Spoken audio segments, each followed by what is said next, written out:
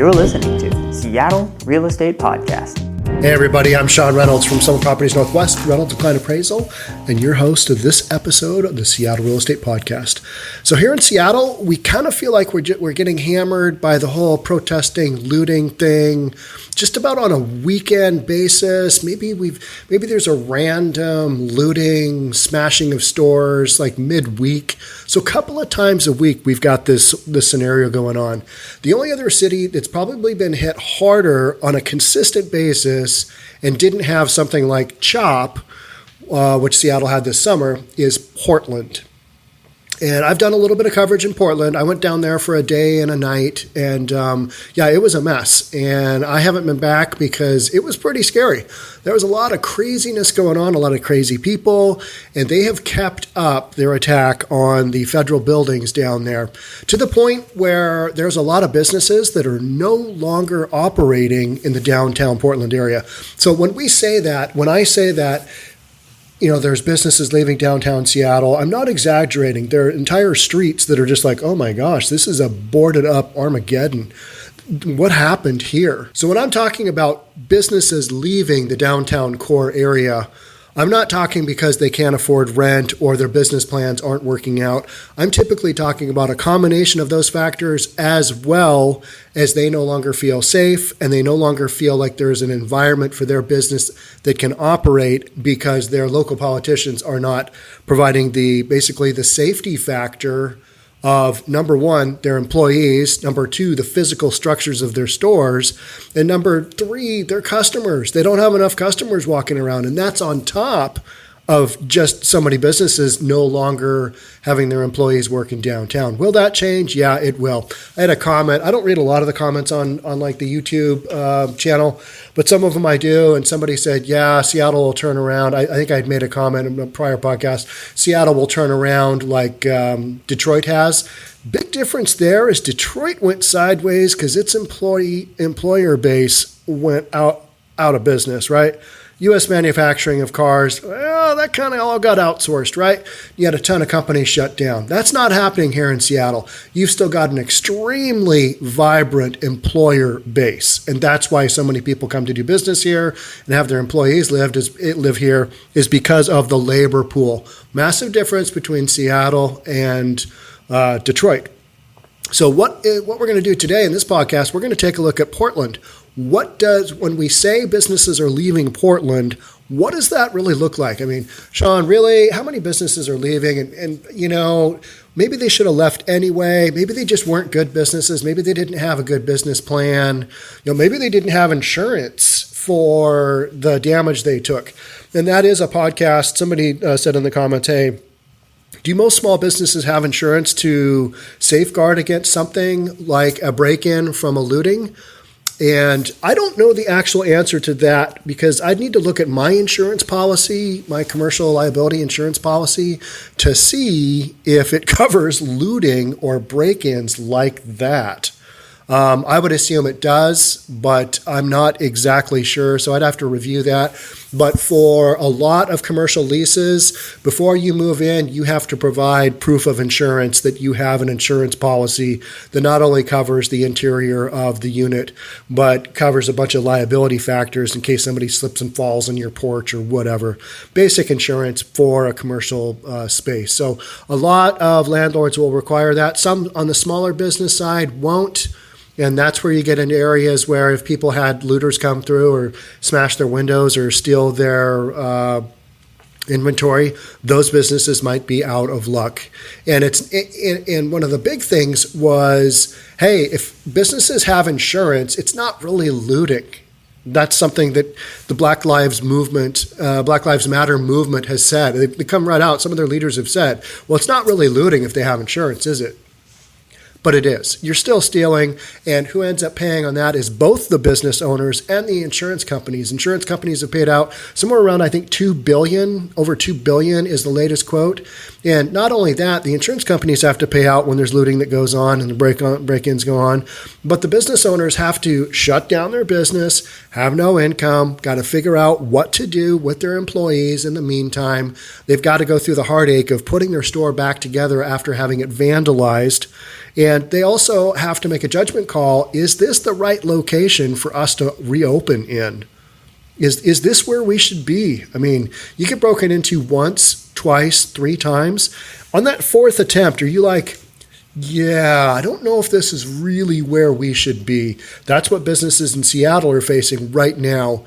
And Portland, they're way ahead of the game there. They've had so much violence happen in downtown Portland. And one of the things I noticed, and I was talking to my youngest son who was down there with me, was how many storefronts I saw boarded up, and it did not look like there was business going on. You know how sometimes you can't quite tell when there's been a break-in, or maybe a car's gone through a window at 7-Eleven, and you put up the boards to just basically have a temporary closure on a broken window until you can get a commercial glass company to come out and fix it.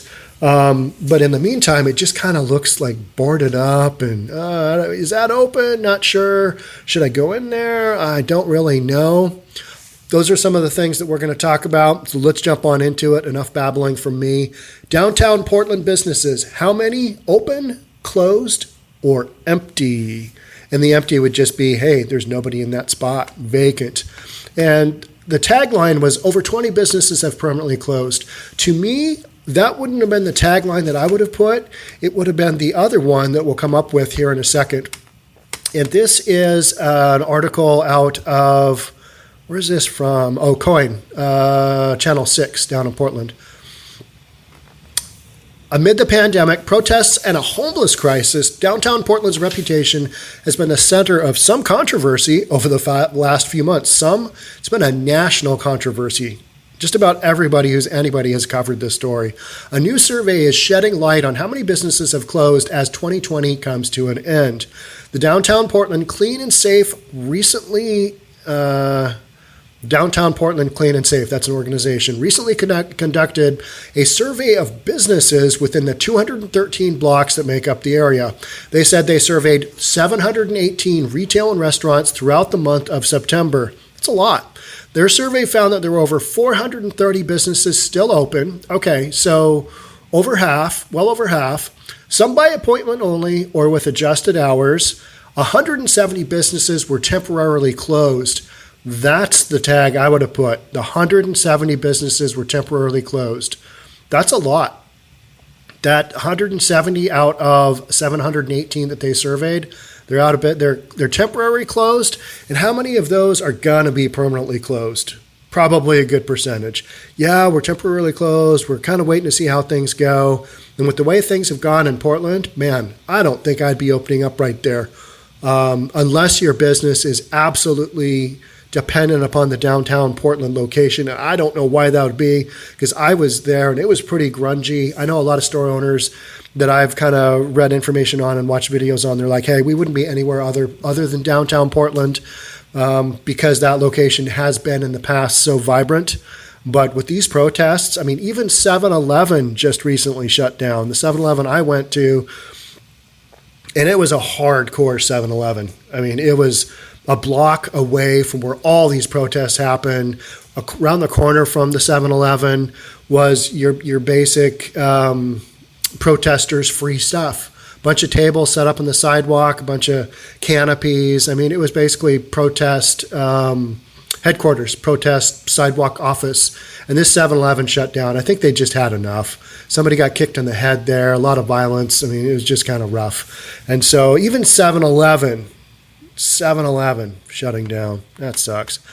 170 businesses were temporarily closed or only doing online shopping. Got a storefront, paying for rent in downtown Seattle or downtown Portland. We're doing some online shopping. Kind of tells you something, doesn't it? They are not physically there. Over 20 businesses have permanently closed, and there were over 80 retail locations that were not occupied. All right, so you got 20 that are permanently closed, plus 170 temporarily closed. It's 190. And you got 80 that are vacant. That's 270 that are totally questionable, if not 100% questionable, out of 718. That is a big percentage. That's a massive percentage for a city the size of Portland and a downtown core area. That is decimation. 10%? Yeah, all right. That's bad, but this is way over that. And that's the territory you're in, is businesses are decimated there. And people saying, oh, yeah, businesses are leaving because the landlords are charging too much rent. That is complete nonsense. That is just somebody making comments. And I've seen that in my comments that the reason they're leaving isn't because of the political leadership. It's because the landlords are charging too much. Really? Really, that is your thought process. That to me is absolutely shocking that somebody would think that. It's not because of that. It's because their stores are being broken into and their stuff is being taken, and they don't feel like they have a safe environment to operate a business in. It's not a place you want to run a business. If you've ever run a business, you would never say it's because the landlords are charging too much rent. Maybe they are, but then you've got an option to go move somewhere else, right? But that's not what we're talking about. We're not talking about too high a rent. We're talking about safety. We're talking about violent rioters looting stores, an ongoing issue that people are just like, oh, yeah, that's just what's going on in Portland. Oh, yeah, that's just what's happening in Seattle. It's happening all the time. All right. So on Friday, Kline 6 News spoke to one local business that was celebrating its reopening after it was damaged by the big protest and riot downtown in late May. This, the Mercantile Portland, is open again for the first time in 4 months. It took them 4 months to put this thing back together and to get to the point where they're like, all right, we know these protests are still going on. We know the riots are still happening. We've still got police activity. We've got people being arrested. Had somebody get murdered a couple of weeks back. We've got that still going on. It was rough emotionally, and we were down here every day working on it because their store got rocked so hard, said Controller Eric Murfitt. We are just glad to be open again. Murfitt said looters smashed through the storefront, sending glass and paintballs inside, and stole thousands of dollars in merchandise. He said it took months of work to restore the shop, but that the grand reopening has been worth it. Really great response from the customers, said Murfitt. It gets us. It makes it worth it that we worked on this so hard for 4 months to get it looking like this. Here's the issue. Shoulda never happened. And are those looters, are they in jail? You know what? Send them to prison. Send them to jail or prison for like 10 years. Don't have them come out. Guess what? That sends the message to all of these people out there doing this on the regular here in Seattle and Portland and in other major big cities. You put people away, guess what? The word gets out. That's not such a good thing to do. Yeah, we're going to go out looting this weekend? Probably not. You know what? I'm just going to stay home and play Xbox.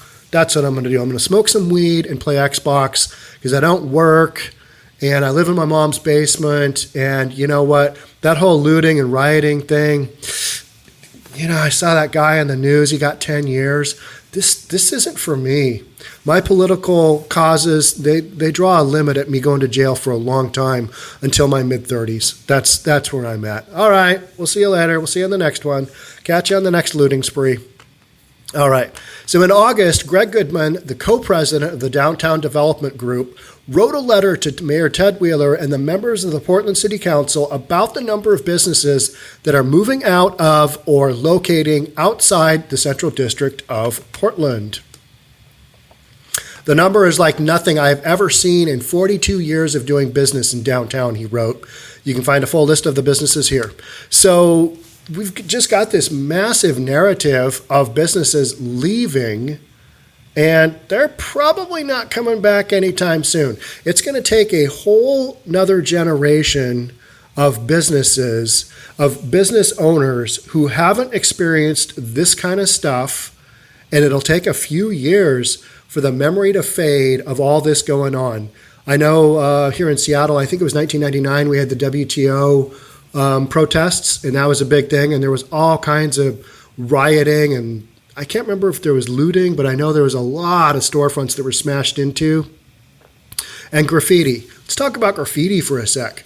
A lot of people are like, oh, if you graffiti the side of a building and the building is glass, is that really graffiti? Because that's pretty easy to get off. Well, try cleaning a bunch of spray paint that's dried off of anything. You got to use goof off. You got to use a razor blade. I mean, it's a mess. It's a nightmare. And this is something that should be avoided it's avoidable because somebody's making a conscious effort to go to the store, get a can of paint, maybe multiple cans of paints because they consider them a graffiti artist, and they go and tag up these buildings. What is the point? What kind of point are you making? That you are a delinquent? That you can break the law? That you are breaking the law and showing your cause? That's what you're doing. The graffiti to me is just wildly out of control, and it reflects a mindset that I am not down with. I'm a no-go. I'm a business owner, and you work hard just to stay in business, let alone have to deal with stuff like graffiti on your business. I mean, not cool. I don't know why people think that's just such a great thing. Oh, let's go tag this building. Oh, there's a really nice looking building. Let's go tag it because my art is so good that I should have my art all over the exterior of buildings throughout this town. That's essentially what they're saying. And then small business owners got to take it off. They got to spend a bunch of money, bunch of time, and in the meantime, it just kind of looks like, oh, you got tagged. What's going on there? Is this not a safe area? That's like gang graffiti going on there. What's going on? That's what all small businesses think about. They think, oh, geez, I don't want to get tagged again, or oh, I don't know. We might board up our windows again because we hear there's another big riot coming through. And riot is they call it peaceful protesting, but how often do they degenerate into these these sprees where they go through bashing windows and taking stuff? Sometimes they don't even take stuff. Sometimes they will, like in Seattle here, I think they threw a bunch of fireworks into stores. I mean, talk about just not doing anything constructive with your time. These are people who aren't working, that are running around graffitiing up the exterior of buildings and the cities and everything else, and then they are smashing windows and they are looting. What is the message? What is the point? I don't know. It baffles me. But lock these folks up. Lock them up for 10 years. See what happens. If you locked up a whole bunch of these folks, guess what would happen? There wouldn't be any of them out there to run around and do this nonsense. But if you lock these people up right now, guess what? They get out in a couple of hours and, oh, yeah, that whole graffiti thing you did, we know it's against the law, but we're kind of okay with it here in Seattle. We're kind of okay with it here in Portland. Here you go. Here's your hall pass. Sorry about that. Sorry for that inconvenience. Well, we'll hope to see you back soon. We'd love to see you again. Keep up the good work. No. Who does that? Well, City of Portland and City of Seattle, clearly. That's what's going on. So lock them up. That is my advice. So we've got businesses leaving. We got businesses leaving Seattle. We got businesses leaving Portland. And we've got businesses leaving other big downtown urban cores because it's no longer safe. And they're not. There's enough things with the whole coronavirus, the shutdowns. You got mandated state shutdowns. All this other stuff, any one of these things can put a business under. Any one of these things can put a business at a point where they're like, I don't know if I should risk any more of my own personal capital, keep this thing going, because the future of this does not look good. It does not look solid. So should we keep this going? I don't know.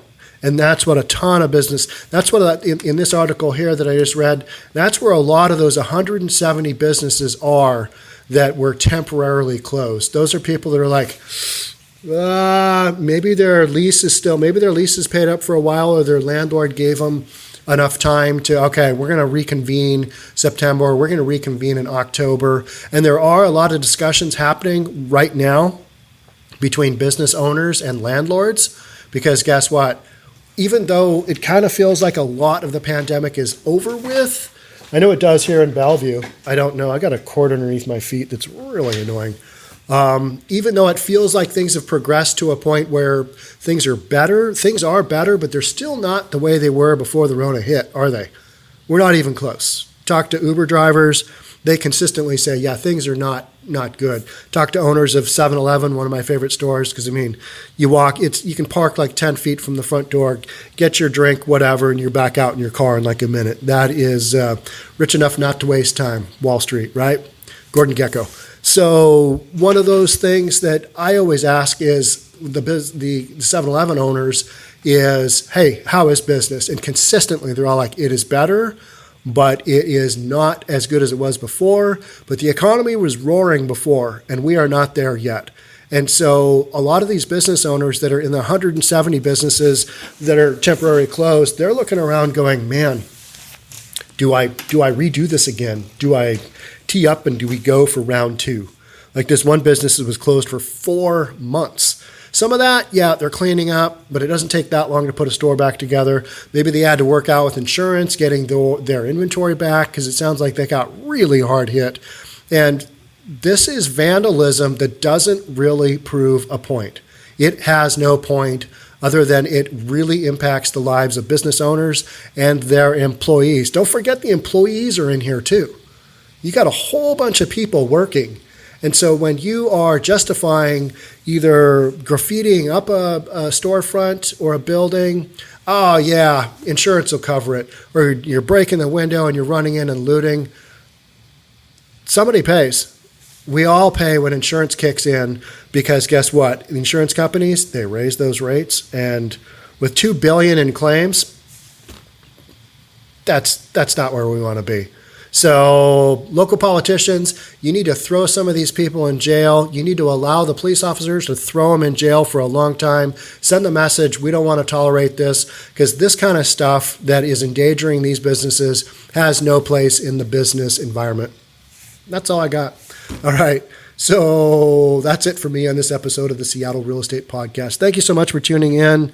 I don't get to kind of talk freely as much as I would like about, hey, just thanks for being here. So I'm Sean Reynolds, owner of Summit Properties Northwest, Reynolds and Kline Appraisal. Thanks for tuning in today. I hope to see you in the next one. Until then, bye for now.